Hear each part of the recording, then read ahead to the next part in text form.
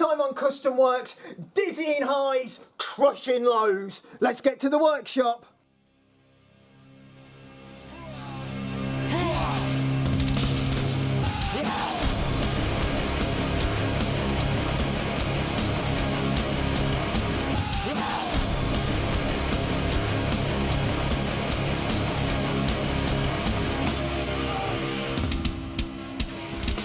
So then, standard Ensign. Back on the ramp, absolute disaster.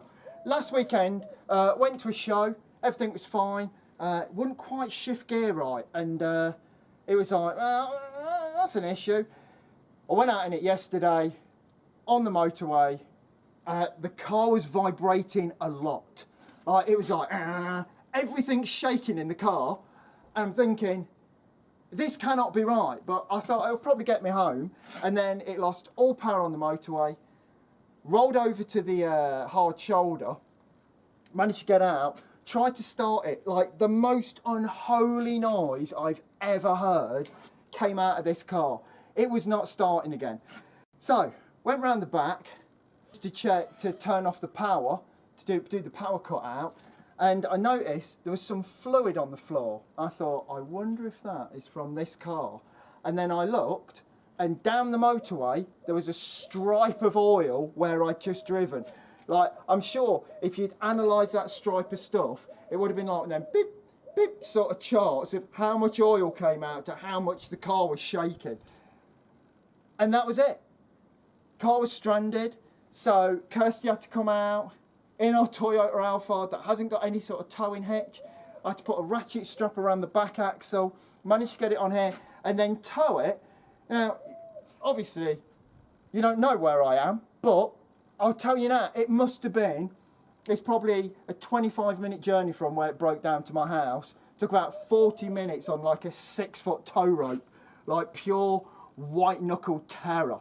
But now, it's here, it's back, gonna get that gearbox out, we're gonna get it fixed, it's gonna get on the road. I will not be beat by this car.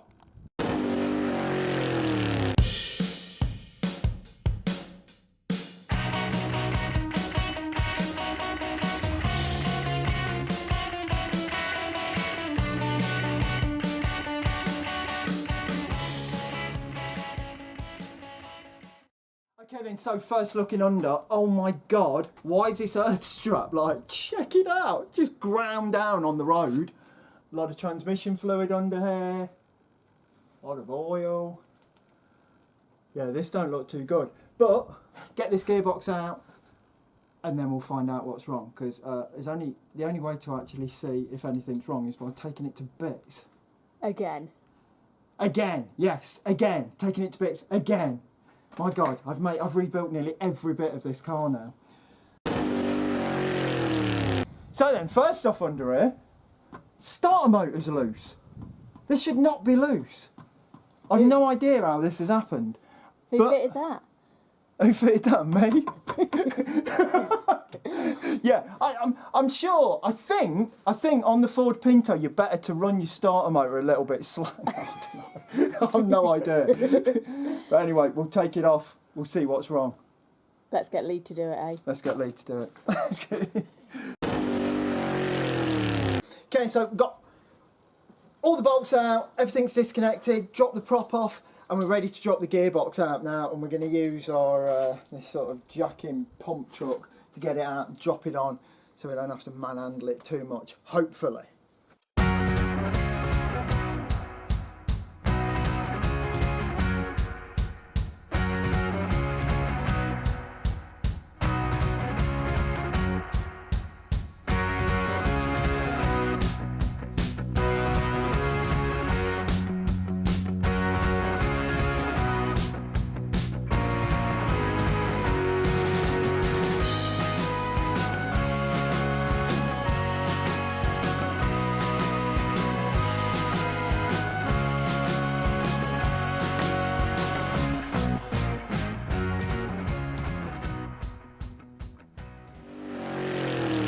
Right, so what I've done, I've cut out the old gearbox cross-member mount from when it was a standard, because there's this other mount just here and the engine and gearbox must have been put in together. But now this is out, so we should have plenty of room to manoeuvre the gearbox and get it out of the car. So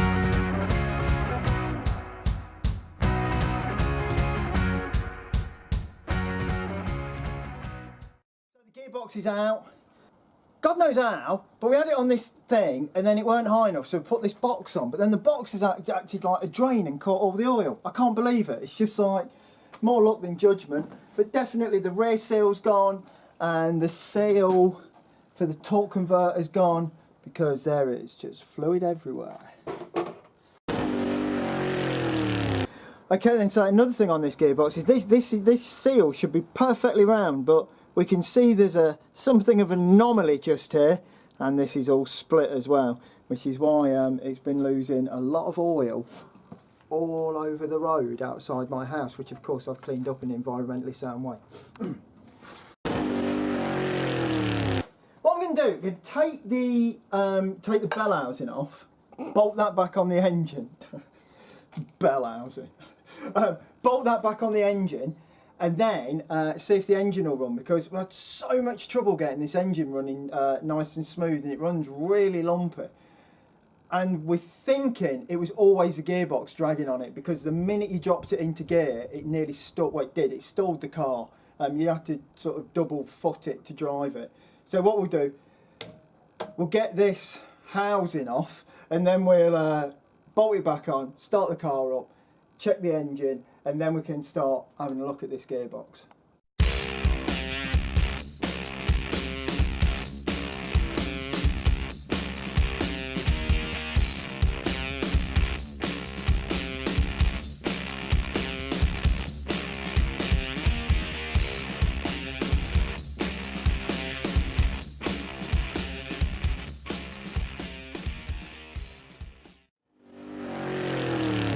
Okay, so I'm going to start the car now.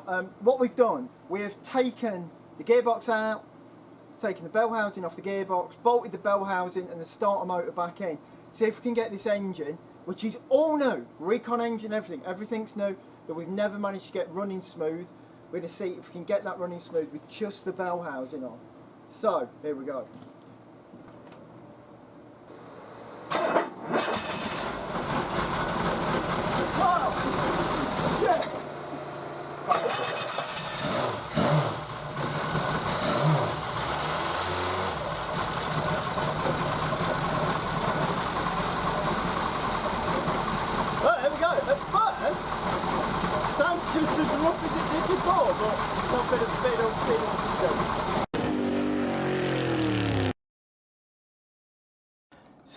So many problems, just so many problems, week after week after week, and so much money and so much time has gone into this car, and I'm almost ready just to give up and sell it as a non-runner, because I just don't know what's wrong. When the Pinto revs high, it's really smooth. When it's idling, it's really lumpy. And every auxiliary now on the whole engine is brand new. So brand new dizzy, alternator, a brand new carb. The engine supposedly is recon, which I bought from somewhere. You know, it's a guaranteed engine, and I think that might be my next port of call, just to check that everything's right their end, because the only thing I can think now is that it's some sort of valve problem in the head. I'm pretty good with the project, and I'll stay in there and stay in there, but I do think maybe with this, maybe it's time to check out, because I've spent way more money than the car's worth, and that's it. I'm literally at the end of my tether. But next week I will be contacting the place that I got the recon engine from, and I don't know, hopefully I can sort something out, or else it's sort of like, I don't want to be over dramatic, but it's like the end of the Ensign, because I just can't get it to run, and I can't afford to spend any more money, and I'm sort of like trapped by it. So it's absolutely gutting, but I don't know what else to do. Anyway, this massive pile of stinking fail. But on a brighter note, let's have a look at the MEAT wagon, which is going great, and also the A40, which is nearly ready for an MOT. And from what rolled into this workshop stroke yard area a few months ago is now a roadworthy, drivable car. So let's go and have a look at both of those. Okay then, so update on the MEAT wagon. Been doing a lot of smoothing out, a lot of filler work. The roof's now bonded to the car because I was going to take it off to get some of the equipment in, but I've realised it's a burger van, so of course just here going to have this massive hatch, so all of this part is going to open up, and the way I'm going to do that is I'm going to actually lay the fiberglass on this and use this as my former to make the door, and once it opens then I'll cut the hole out underneath, and that's a hatch where I could lean here and say, one burger please, however it goes. In doing that, been getting all of these lines dialed in. I've been doing a lot of work on this rear quarter because of course this rear quarter comes down to the now bonded on rear bumper, and also I've used the rear lights from the taxi, so I've used the part of the wing that holds the rear light and I've glassed that into the body, and then that's been filled over there, and it's really, you know, this side definitely starting to really take shape. Also, I'm doing a lot of work on the Continental kit, getting all this smooth fiberglassed and smoothed out, getting these overriders as well. There's a lot of lines sort of intersect around this area, so hopefully this will just flow up into the side of here, and then it will just flow in a curved sort of compound fillet under there. At the minute, this has just got a piece of UPVC cloaking on it, but that'll be glassed round, smoothed out, and then this will be like snow ploughed into that groove, just to give that a little bit more shape to the Continental kit. Also on the back here, obviously I'm trying to bring some, you know, some like detail, you know, make it look like a real vehicle. So this sort of Continental kit, it's just top of a patio heater, but it's got like a nice sort of dome to it.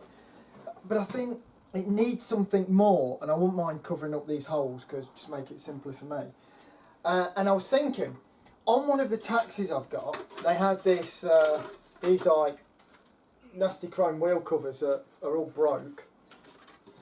But I've cut the middle out of it. This is just plastic. I think mount that on there, all of a sudden gives the whole back you know, a lot better look. And I think that's what I'm going to do. Bomb that on there, blend it in, and then obviously all of this will be painted together. I won't leave it in this old chrome. I think that's going to look super cool.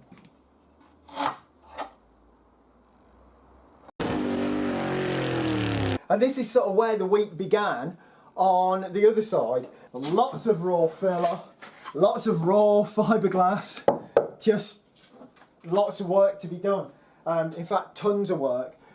But all down here now is all fiberglassed, and the door just here, hopefully over the next week or so, we're going to start making, just like on the other side, making a mould off of the roof. So this part of the roof gull wings up, so we can open this and easily gain access to the inside.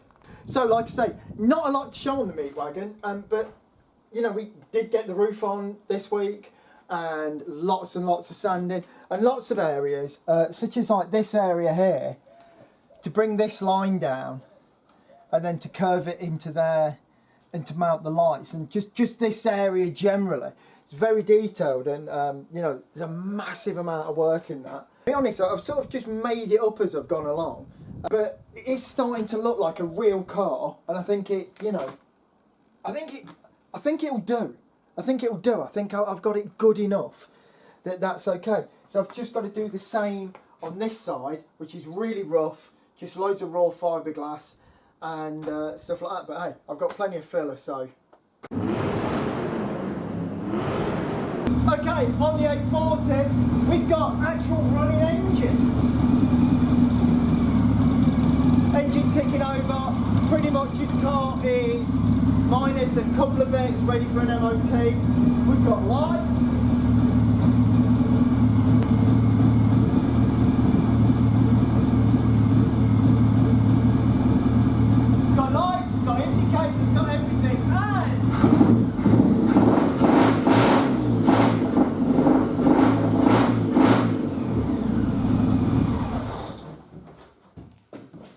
it sounds pretty awesome as well. Although it does sound so awesome, I think it's probably going to need a couple more silencers sticking in underneath, because it is a little bit too loud. Although we are indoors at the minute, so it's probably going to be quieter outside. But this is really coming along, and next week it's going in for its MOT, so fingers crossed everything's okay, and then we can start finishing off a few little bits, get it gone. So then that's about it for this week. As I said at the beginning, dizzying highs, project's going really good, really exciting stuff with the MEAT wagon that's really coming together, and just crushing defeat with the Ensign. I'm just, oh my God, my tether is at an end. But hey, this is how cars go. This is modifying cars, and you know what I mean. If you don't want any of this stuff to happen to you, just stay away from cars. But if you do, and let's not forget the dizzying highs, then it is just so much fun. But bad stuff does happen from time to time. But anyway, if you've liked this and all the other back catalogue of episodes, please click subscribe, press that bell icon, leave a comment down below, give a big thumbs up. Between now and next week, time will elapse. And until then, thank you very much and good night.